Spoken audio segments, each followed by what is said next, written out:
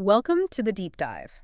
Today, we're jumping headfirst into a pile of sources all about navigating the world of investing, especially if you're just starting out. Yeah, and let's be honest, it can feel pretty overwhelming, right? Like standing at the edge of this huge, complicated financial ocean. Totally. So, what kind of guide are we working with today? Well, the core material we have is this really comprehensive guide. It's specifically written for, quote, ordinary people and investment newbies. Okay. It aims to break down the basics, explain the tools, and importantly, point out the common traps. And it does this with a specific focus on the Hong Kong market context. Got it. So, our mission for this deep dive is clear. We're sticking only to these sources.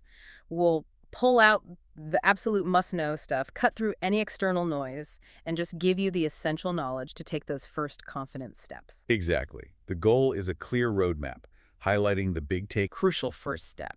Then we'll look at the different ways to invest the traditional stuff and, yeah, some of the newer, maybe trendier options like crypto, with some big warnings, I gather. Definite big warnings there. We'll talk practical steps, like opening an account, and spend real time on how not to mess up avoiding those common traps.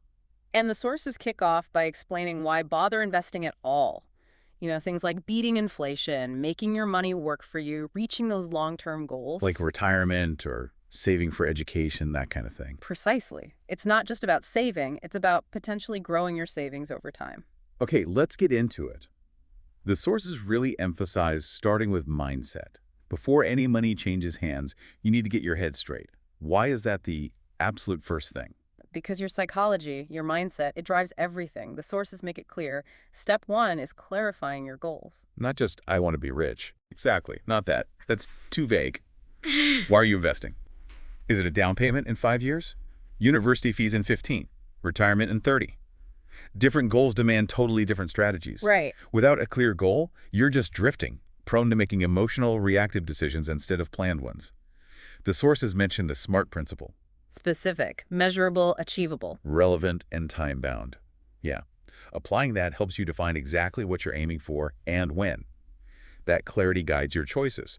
Short-term, medium, long-term, like those retirement or education funds. Makes sense. Goals first. What's next in this mindset foundation? A really honest look at your financial health. The source says list everything. Income, expenses, what you own, what you owe. And then figure out your idle funds. Yes, and this is key.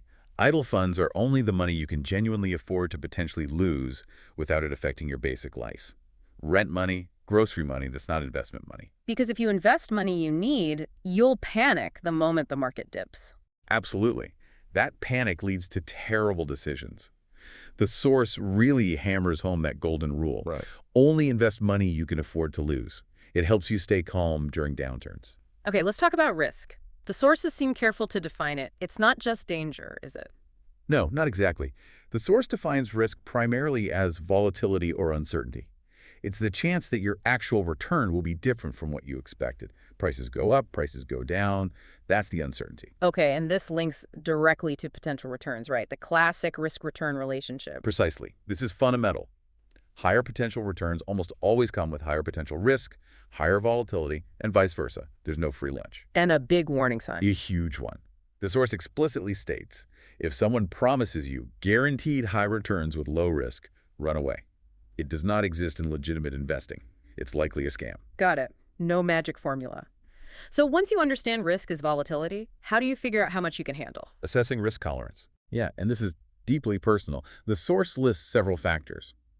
Your age, younger people generally have more time to recover from losses. Yeah. Your income stability. Yeah. Your overall financial situation, lots of debt, means less capacity for risk. Experience matters too, I guess. Definitely. Investment experience, how long you plan to invest your time horizon, and just your basic psychology. How much sleep will you lose if your portfolio drops 20%? Some brokers, the source mentions Webull as an example, even have questionnaires to help you gauge this. And it changes over time, right? Absolutely. Your risk tolerance isn't fixed. Nearing retirement, starting a family, your tolerance probably goes down compared to when you were younger with fewer responsibilities. Okay, that makes sense. Now, the old saying, don't put all your eggs in one basket. The source calls this diversification. Why is this so important? It's a core principle for managing risk. The idea is to spread your investments across different types of assets because they often react differently to market events. So if one thing goes down, hopefully something else holds steady or goes up. Exactly. It smooths out the overall bumps in your portfolio's value. It reduces the impact of any single investment doing poorly. And the sources mention different ways to diversify. Yes, they break it down. Asset class diversification, mixing stocks, bonds, maybe cash or other things.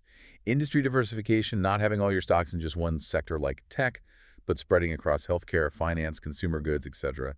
And geographical diversification, investing in different countries or regions. And there's another type related to timing, dollar cost averaging.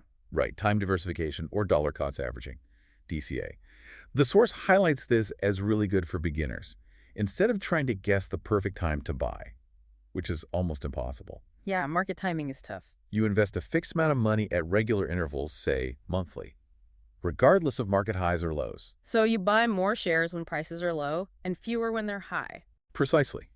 It averages out your purchase cost. It takes the guesswork out of timing, builds discipline, and fights that emotional urge to jump in or out based on fear or greed. Oh. And a key point, true diversification means choosing assets whose prices don't always move together. Makes sense. Less stress, more discipline. Hmm. Okay, let's shift to the long game. Long-term investing and this idea of compounding. The source calls it money rolling money. Compounding is incredibly powerful, but it needs time.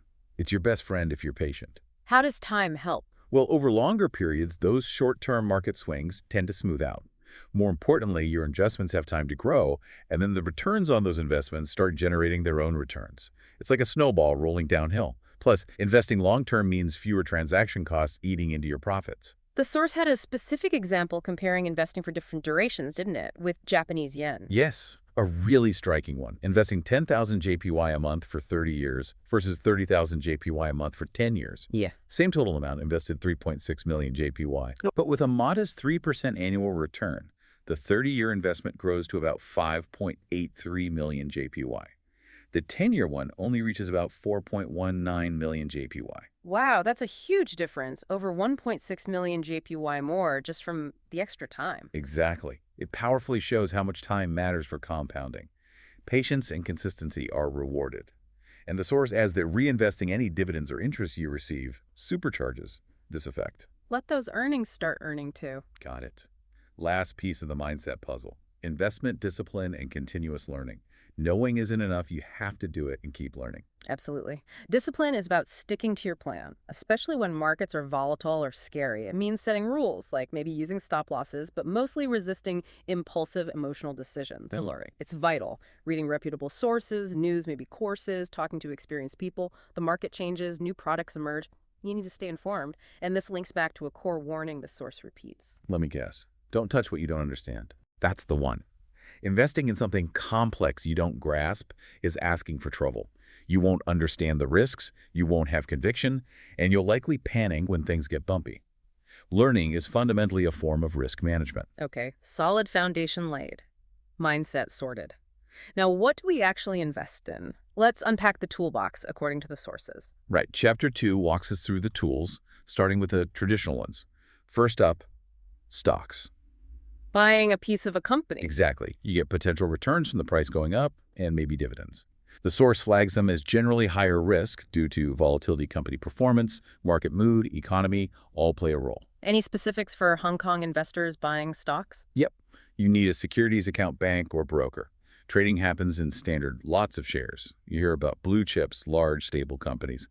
And you calculate your entry fee, lot size times price plus costs. Oh, and odd lot trading. Less than a full lot as possible, but maybe less liquid or slightly different prices. And how do they rate stocks for beginners overall in that summary table? Table 2.1 says, high risk, potential high return, high liquidity. Good for sharing company growth, but high volatility needs research. So medium suitability for beginners. Okay. What about bonds? Bonds are basically loans. You lend money to a government or company, they pay you interest, the coupon, and return your principal at maturity. Generally lower risk and volatility than stocks. Good for stability and income then. That's the idea. Capital preservation and stable income, but not risk-free. What are the main risks the source mentions? Two big ones. Credit risk, Yeah. the chance the issuer defaults and can't pay you back. And interest rate risk. If rates rise after you buy a bond, your lower rate bond becomes less attractive, so its market price might fall if you need to sell early. How are bonds rated in the table? Table 2.1. Lower medium risk, stable income, medium liquidity, lower volatility, good for capital preservation, but limited return potential. Subject to credit interest rate risk. Rated medium-high suitability for beginners, likely due to their relative safety. All right. Then mutual funds, pooling money together. Exactly. Lots of investors pool their money, and a professional fund manager invests it in a basket of assets. Stocks, bonds, whatever the fund strategy is. What are the pros and cons listed for beginners? Pros.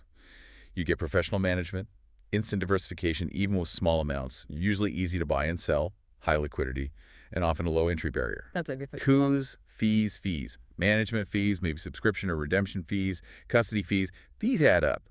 Performance depends heavily on the manager's skill, especially for active funds trying to beat the market versus passive index funds that just track an index. And sometimes very large funds can become unwieldy. So, suitability. Table 2.1. Risk varies low-high depending on what the fund holds. High liquidity. Offers pro-management, diversification, low entry barrier.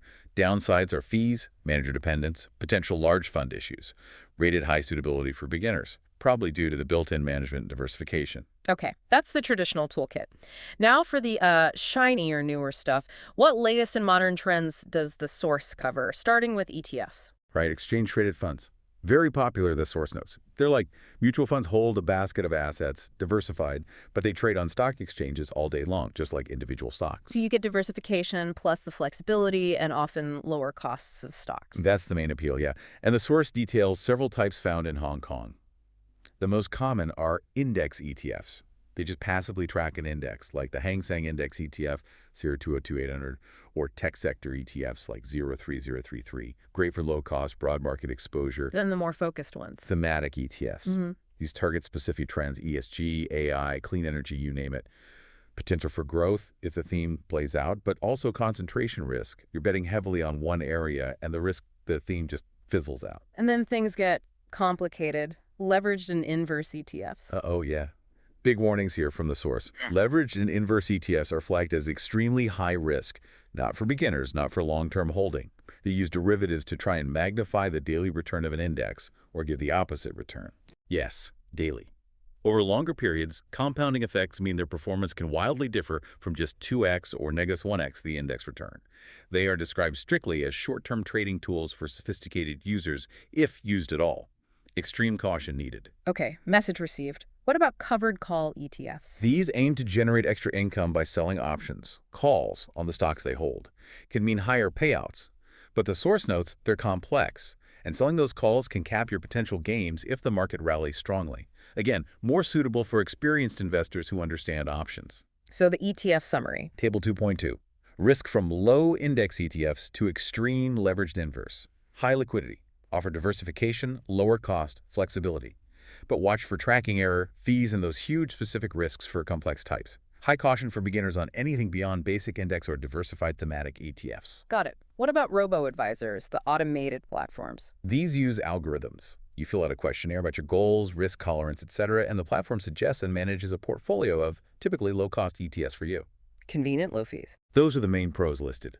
Lower fees than human advisors, low minimums, convenience, data-driven decisions helping avoid emotional mistakes, and built-in diversification. Any downsides? The source mentions the lack of human touch for complex situations. They can't really do deep financial planning. And you need to be comfortable using the tech. AQMON is given as an HK example. Table 2.2 rates them. Medium risk, depends on portfolio. Medium high liquidity, highlighting lower fees, convenience, rational decisions, but noting lack of human touch, algo dependence, and need for tech knowledge. Good for simplifying standard portfolios. How about P2P lending, peer-to-peer? This is where platforms connect investors, lenders directly with borrowers, individuals, or businesses. The appeal mentioned is potentially higher interest rates than savings accounts or some bonds. But the risks sound pretty high in the source material. Very high, yes. It's classified as higher risk. Major risks are credit risk, the borrower might just default. Huge risk. Platform risk. The platform itself could fail, have issues, or be fraudulent. Liquidity risk. Your money is locked up for the loan term, hard to get out early. The source also notes HK's cautious regulatory stance here. So, summary for P2P. Table 2.2. Higher risk, potential high fixed income, but lower liquidity. Big credit platform liquidity risk, regulatory uncertainty, needs serious due diligence on the platform. Likely limited scope in HK under current regulations. Okay. And finally, the big one, cryptocurrencies, Bitcoin, Ethereum. Ah, crypto. The source acknowledges the headline's potential for massive gains, but immediately follows with warnings of extreme volatility and very high risk. Why so risky? Unlike stocks or bonds, they often lack traditional backing or intrinsic value. Prices are driven heavily by speculation, sentiment, news, hype, very sensitive. But Hong Kong is regulating it now, licensed platforms, crypto ETFs on the exchange. Yes, the source highlights these significant steps. SFC licensed platforms exist, and spot Bitcoin and Ethereum ETFs are now trading on the HKEX, providing regulated ways to access them. Does that make them safe, though? Absolutely not, and the source is emphatic about this. Regulation reduces some risks like platform collapse or outright scams on those specific platforms, but does not remove the fundamental market risk. The source stresses ongoing dangers. Scams are still rife elsewhere, exchange security is an issue, you could lose your private keys forever, and the extreme price swings remain. So the advice for beginners is? Extreme caution.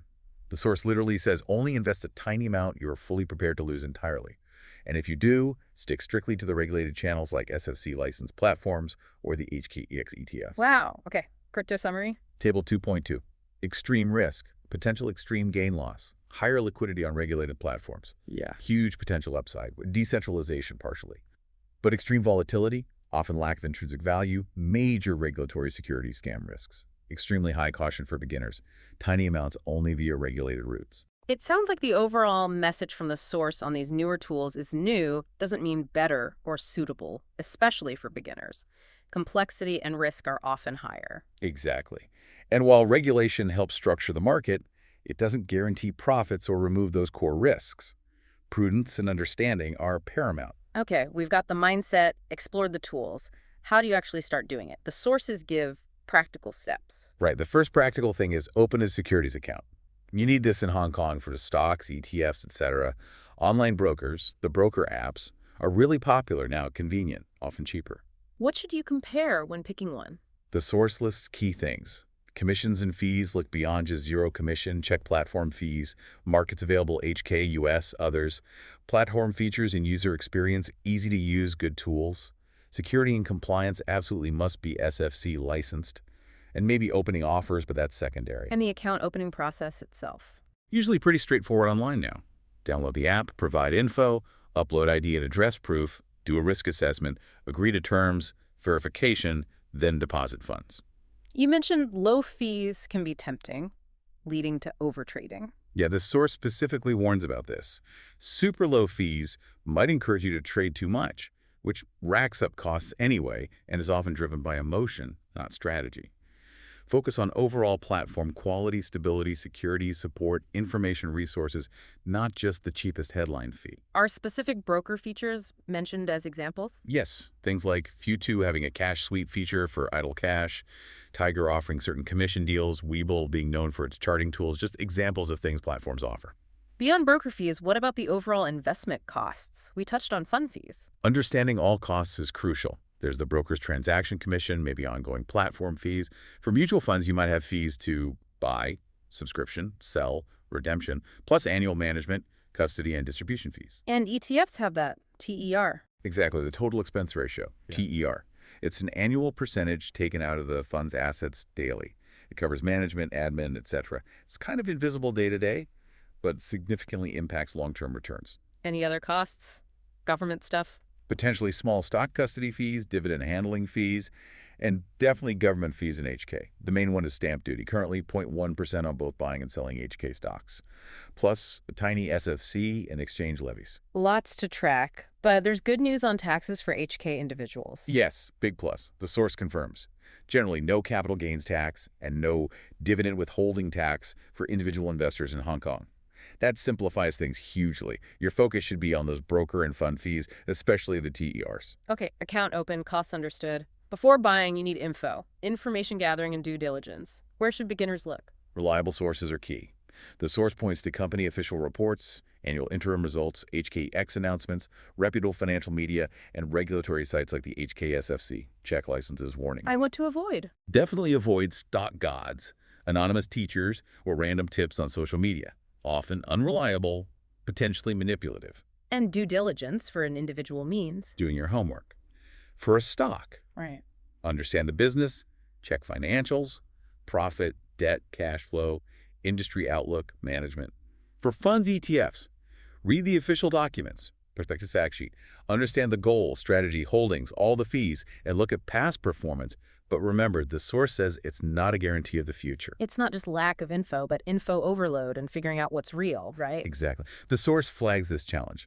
Developing critical thinking and sticking to don't touch what you don't understand are vital skills here. So homework done. Time to actually build the portfolio. Any structure recommended for beginners? Yes, the source suggests the core satellite strategy to provide structure. How does that work? You divide your portfolio. The core is the biggest part, maybe 70–90%. This goes into stable, broad market stuff like index ETFs or bond funds. Yeah. Aims for market returns, lower risk. And the satellite. That's the smaller part, 10–30%. This is for potentially higher risk, higher return investments.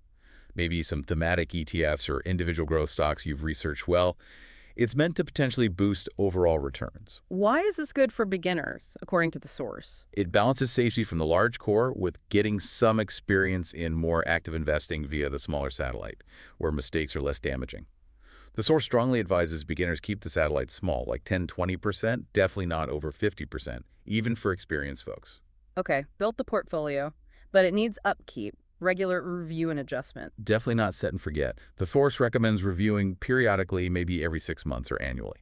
And when else should you review, besides schedule checks? Significant personal financial changes. Big income change, inheritance, job loss, changes in your goals, changes in your risk tolerance, age, family, major market shifts, and really importantly, major life events, marriage, kids, buying property, retirement approach. These change everything: goals, cash flow, risk capacity, time horizon. And part of that review might involve rebalancing. What's it? Rebalancing is bringing your portfolio back into line with your target percentages. Say stocks did great and are now 70% of your portfolio, but your target was 60%. Rebalancing means selling some stocks. Selling the winners feels counterintuitive. It does, but the source explains why it's crucial. It controls risk, stops one asset class becoming too dominant, and it enforces discipline. You're automatically selling high, the stuff that grew, and buying low, the stuff that lagged, fighting off greed and fear. Okay, that makes sense. Risk control and forced discipline. Now, we've learned a lot, but the sources warn about common traps. Avoiding these seems critical. Absolutely. Chapter 4 is all about the pitfalls. Avoiding these is how you protect your capital. The biggest one, emotional trading, greed and fear. FOMO and panic selling. Exactly. Greed, FOMO, makes you chase high stocks, buying high after the big gains have happened. Fear makes you panic during dips and sell low, locking in losses. Sticking to your plan is the antidote. And related. Blindly following and chasing hot trends. Right. Listening to friends, social media tips, very risky. Hot items are often already overvalued. Could even be market manipulation. And we keep coming back to this one, investing in products you don't understand. It's a fundamental trap. If you don't get the business, the risks, the valuation, it's just gambling. Yeah. And it leads directly to panic selling when things get volatile. What about costs and hidden risks? Well, ignoring hidden costs and risks is another pitfall. All those fees we talked about, they add up. And not seeing the less obvious risks like P2P credit risk, complex derivative risks, or the full scope of crypto risks, volatility scams, security, that's dangerous. And overtrading, the temptation with low fees. Still a major trap. Frequent trading costs money. It's hard to time right. Often leads to buying high, selling lows. Long-term investing is generally better, according to the source. The source also mentions other psychological biases. Briefly, yes. Confirmation bias, seeking info that agrees with you. Anchoring bias, stuck on initial info like purchase price. Loss aversion, hating losses more than liking gains. Recency bias, overweighting recent events. Human nature, but bad for investing. And these traps are easier to fall into because the market can be complex. Exactly. The source mentions information asymmetry and product complexity, especially with newer things like crypto or P2P, make these psychological traps even more potent. Prudence and thorough evaluation are essential. Okay, that's a comprehensive look. Let's try to bring it all together. What are the absolute core takeaways from the source? Fundamentally, clarify your goals, understand risk and return, diversify, harness compounding over the long term, practice discipline, and commit to continuous learning. And we explored the tools, stocks, bonds, funds, the various ETFs with big warnings, robo-advisors, P2P, crypto, extreme caution, plus the practical steps, getting an account, knowing costs, doing your homework, building and rebalancing, using maybe that core satellite idea. And crucially, remember the traps to avoid. Emotions, herd mentality, Ignorance of products, hidden costs, overtrading. The source seems encouraging overall, but realistic. Very much so. It frames investment as a process. It requires learning, practice, persistence. Start small, manage risk, don't expect quick riches. There was also a mention of HK investor protection. Yes, a safety net. SFC regulation provides oversight, and the Investor Compensation Fund, ICF, offers some protection up to HK $500 per investor for licensed firm defaults involving securities futures. But with a big caveat. A crucial one. Regulation and the ICF do not remove market risk. Your investments can still lose value. You must do your own homework, assess the risks, and take responsibility for your choices. The ICF has limits and conditions. So in the end, it's about knowing and doing, right? Turning knowledge into consistent, rational action, overcoming those human weaknesses the source highlights. That seems to be the core message. Discipline, patience, managing emotions, managing risk. Well, that was quite the deep dive. Feels like we've really unpacked these sources and built a solid mental toolkit. It's a great starting point the source provides, a clear framework. But applying it consistently, staying disciplined when things get choppy, that's the real work. Absolutely.